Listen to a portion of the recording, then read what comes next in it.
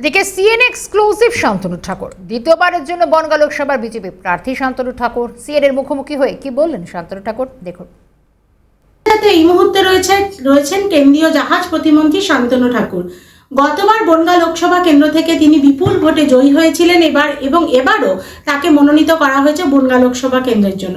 শান্তনুবাবু, ক্যালকাটা নিউজের পক্ষ থেকে আপনাকে অনেক অভিনন্দন। আপনি জয়ী হয়ে আসুন। আমাদের টেলিভিশন চ্যানেলের পক্ষ থেকে আপনাকে আমরা সেই বার্তা দিতে চাই। কয়েকটা সোজাসুজি প্রশ্ন। 2024-এর লোকসভা নির্বাচন প্রস্তুতি কতটা? না, প্রস্তুতি এখনো নেইনি। গতকালকেই জাস্ট ডিক্লেয়ার হলো। পার্টির সঙ্গে আলোচনা করেই প্রস্তুতি শুরু করব। যে সাজেশন আসে সেই সাজেশন অনুসারে আমাদের প্রচার পর্ব চলবে। মতুয়া ভোট পশ্চিমবঙ্গে একটা বড় ফ্যাক্টর। শুধু পশ্চিমবঙ্গ না, উড়িষ্যা, আসাম জুড়েও একটা বড় অংশের মানুষ মতুয়া ধর্মাবলম্বী এবং আপনাদের পরিবার থেকে আরো একজনকে সেই মতুয়া ভোটে ভাগ করার জন্য তৃণমূল রাজ্যসভায় পাঠালো। আপনার কি মনে হয় মতুয়া ভোটটা সম্পূর্ণভাবে পদ্মেই এবারও পোল হবে? না, এই বিষয়টা বোঝার বিষয় যে ভারতীয় জনতা পার্টি মতুয়াদের সঙ্গে কখনো কোনো কথা বলে সেটাকে ফিরিয়ে নেননি মাননীয় প্রধানমন্ত্রীজি, মাননীয় গৃহমন্ত্রীজি। এর কারণ সিএ যেটা কিনা 70 বছরের দাবি ছিল, সেই দাবিটাকে পূর্ণ করা হয়েছে এবং খুব শীঘ্রই এটা ইমপ্লিমেন্ট হবে, ভোটের আগে হবে, এটা খুদ আমাদের মাননীয় গৃহমন্ত্রীজি বলেছেন। তো এখানে ভোট ভাগ করার জন্য যে পলিটিক্সটা করা হয়েছে সেটা মানুষ বুঝেছে যে হয়তোবা আমার পরিবারের অন্য কাউকে দিয়ে ভোটটাকে ভাগ করা হবে, কিন্তু অ্যাকচুয়ালি সেটা হবে না। কারণ টিএমসি ভালো করে জানে যে আমার সঙ্গে কন্টেস্টে নেমে আমার পরিবারের যে সদস্যকে দেওয়া হয়েছে রাজ্যসভা থেকে, সে জিততে পারবে না।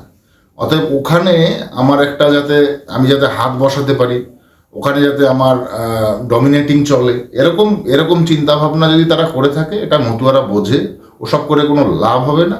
ঠিক আছে, মমতা বন্দ্যোপাধ্যায়ের রোল শেষ, আর এর পরেই খুব শিগগিরই এদের অবস্থা খুবই বিপজ্জনক হবে আগামীতে। লুটে লুটে খাওয়া হচ্ছে, বিভিন্ন পদ্ধতিতে হাত ঘুরে ঘুরে টাকা খেয়েছে, সেগুলো তো বাস্তব কথা।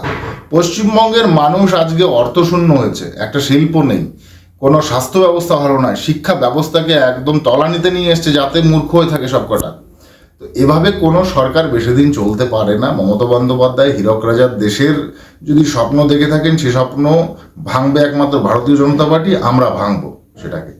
আশেপাশে আরো অনেকগুলো লোকসভা কেন্দ্র আছে যেখানে বিগত নির্বাচনগুলোতে আমরা দেখেছি লোকসভা এবং বিধানসভাতে বিজেপি রীতিমতো মুখ থুবড়ে পড়েছে। এবারে কি ফলাফল হবে? আপনারটা ছেড়ে বাকিগুলোর কথা বলুন। মাননীয় প্রধানমন্ত্রীজি গতকালকের সভা থেকে 42-এ 42 বলেছেন। দেখা যাক ফাইট কত দূর আমরা দিতে পারি। তবে আমি আশা রাখছি 35 পার হবে এবারে। আর একটা প্রশ্ন, সেটা হচ্ছে পবন সিং, যাকে আসানসোল থেকে প্রার্থী করা হয়েছিল, তিনি আজকে পরিষ্কার টুইটারে জানিয়েছেন বা এক্স হ্যান্ডেলে জানিয়েছেন তিনি প্রার্থী হচ্ছেন না। এই পবন সিংকে ঘিরে গতকাল থেকে তৃণমূল প্রচার শুরু করেছিল এবং তারা সোজাসুজি প্রধানমন্ত্রী নরেন্দ্র মোদীকে আক্রমণ করে মহিলা বিরোধী তকমা দেওয়ার চেষ্টা করছে। কি বলবেন? সে নিজেই ডিক্লেয়ার করেছে যে আমি ওখান থেকে। যখন কন্ট্রোভার্সি শুরু হয় কাউকে নিয়ে, আমার মনে হয় সেখানে অন্য চিন্তা ভাবনার দিকে মুভ করাই বেটার। সে নিজে যখন বলতে চেয়েছে যে আমি ওখানে দাঁড়ালে জিততে পারবো না, তখন আমি মনে করবো পার্টিও সেইভাবে সিদ্ধান্ত নেবে যে কাকে দাঁড় করালে ওখানে ভালো হয়। জাস্টিস অভিজিৎ গাঙ্গুলি, তিনি রিজাইন করছেন মঙ্গলবার। তিনি একটি রাজনৈতিক দলে যোগদান করবেন। যদি আপনাদের দলে আসেন, স্বাগত জানাবেন? খুব ভালো মানুষ উনি, সঠিক বিচার পেয়েছে ওনার মাধ্যমে বাংলার মানুষ। উনি ভারতীয় জনতা পার্টিতে এলে কাজ করতে পারবেন, ব্যাপকভাবে কাজ করতে পারবেন। কারণ আমরা যেভাবে ফ্রি অ্যাক্সেস পাই ভারতীয় জনতা পার্টিতে, মাননীয় প্রধানমন্ত্রীজি আমাদের ফ্রি অ্যাক্সেস দেন, মাননীয় গৃহমন্ত্রীজি যেভাবে ফ্রি অ্যাক্সেস দেন কাজ করার জন্য। তো আমি মনে করি উনি ভালো মানুষ। উনি যেটা করতে চাইছেন, ওনার মনে যে উদ্দেশ্য আছে, সেই উদ্দেশ্যকে বাস্তবায়িত করতে গেলে ভারতীয় জনতা পার্টির পথ নিতে হবে বেছে। অন্য কোনো পার্টি, কোনো রিজনাল পার্টি কখনো রাষ্ট্রহিতের কথা ভাবে না, আমরা দেখে এসেছি বহুবার। তারা ব্যক্তিগত চিন্তাভাবনায় লিপ্ত থাকে। একমাত্র বিকল্প ভারতীয় জনতা পার্টি। অলওয়েজ ওয়েলকাম ওনার মতো মানুষ যদি ভারতীয় জনতা পার্টিতে যোগদান দিতে। মনে হয় আজকে বাংলাদেশে মাননীয় প্রধানমন্ত্রীজি গেছেন, ঠাকুরনগরে, শ্রীরাম ঠাকুরনগরে ওরা প্রধানমন্ত্রীজি এসছেন। তো আমার মনে হয় যে এই যে পরিচয়টা উনি করিয়ে দিয়েছেন বিশ্ববাসীকে মতুয়া সম্প্রদায় সম্পর্কে, সেটা একটা গ্রেট অ্যাচিভমেন্ট আমাদের জন্য, যার জন্য মতুয়ারা ওনাকে একটা অন্য সিম্পেথিক্যাল গ্রাউন্ডে ভালোবাসেন। অনেক ধন্যবাদ। ক্যালকাটা নিউজের পক্ষ থেকে আপনি জয়ী হন, আমাদের পক্ষ থেকে শুভেচ্ছা। ঠিক আছে। সুতরাং 90% মতুয়া ভোট এবার পোল হবে বিজেপির পক্ষে, দাবি করলেন শান্তনু ঠাকুর, এবং তিনি বলছেন তার পরিবারের ভিতরে বিভাজন ধরিয়ে মতুয়া ভোটে ভাগ বসানোর যে চেষ্টা তৃণমূল করেছিল সেটা সম্পূর্ণ একটা অপপ্রয়াস, এবং এতে তৃণমূল কোনোভাবেই কিছু করতে পারবে না।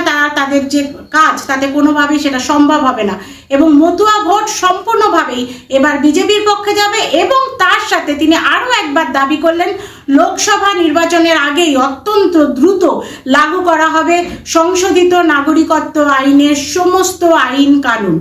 নিউ দিল্লি থেকে ইন্দ্রাণী দাশগুপ্ত রিপোর্ট, ক্যালকাটা নিউজ।